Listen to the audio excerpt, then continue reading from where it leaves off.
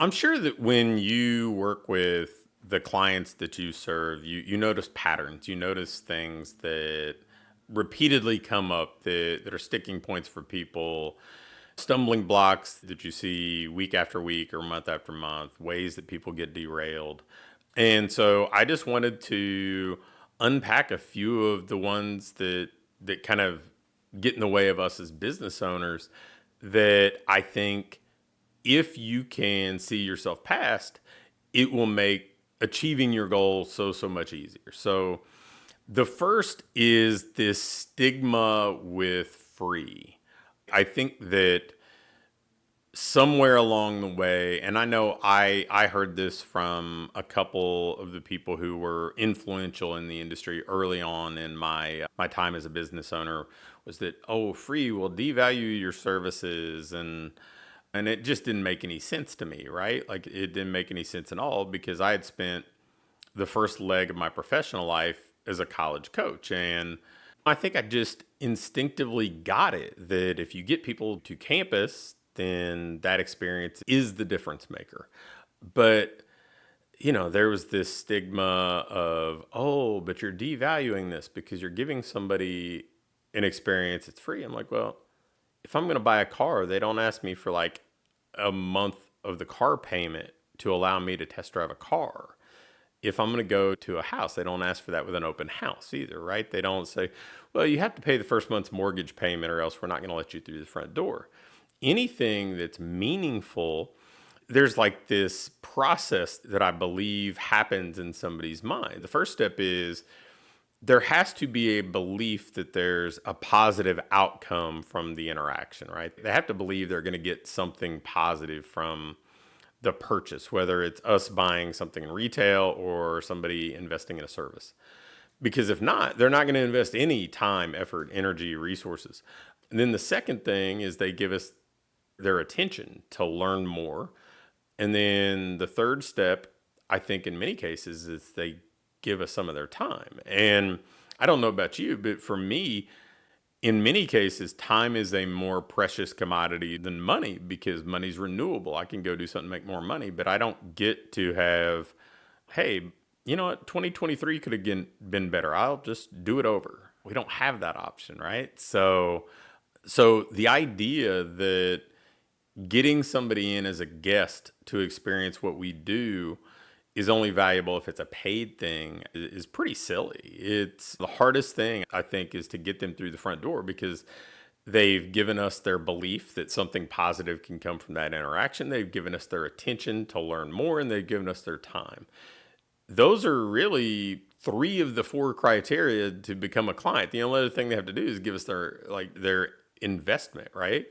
And if somebody's willing to check three of the four boxes, well, for me, that's a pretty darn good candidate. So I think that's the first mistake a lot of people get hung up with. The second is this kind of silly belief that, and if you're offended by me saying things like free and this next one are silly, then you probably should turn this off now. But the silly belief that, oh, somebody needs to be committed to work with us. I'm like, well, they may need to be committed to get a result, but we're asking them to be committed to us, and we've never demonstrated that we're committed to them yet, or we've never demonstrated that we're the right person to be committed to. And I think it's a little bit like dating and marriage. Well, there are some kind of early stage steps in a relationship that probably should precede some sort of long-term commitment. And letting somebody experience something with less risk first is I think a pretty wise decision on both sides. So if somebody gets you on a sales call and they want to sell you some high ticket thing and say, well, you're not committed if you don't do this, and you need to prepay, and that'll display how committed you are. And if you don't do it, you're not serious. You're not going to be successful. I would encourage you to run, because that they're asking you to commit, and it's one-sided. They've not committed to you. They've not demonstrated that they're in this for you. And we see this a lot. And that doesn't mean you can't sell 12-month contracts. I was without question, the biggest proponent of 12-month contracts in the fitness industry for probably the better part of a decade. I mean, we were selling them in 2004 when the people who were very influential in the industry told me I was crazy, that nobody would ever do that. And they were selling packages and things like that. So I'm very much an advocate of when there's a good partnership to be had, when we both see that we're on the same page, we're pulling the rope in the same direction, and this is a good fit, then a commitment that provides security for you and it makes sense for them, I think is a wonderful thing. But I think that commitment is earned. And that's a relationship thing. That's not a one-sided thing for a client. So I think that's maybe the second of the things that I think are kind of silly. The third is making excuses with this kind of hope that next week will be better.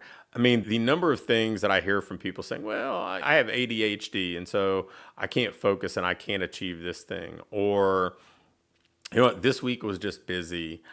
The reality is there are things that happen.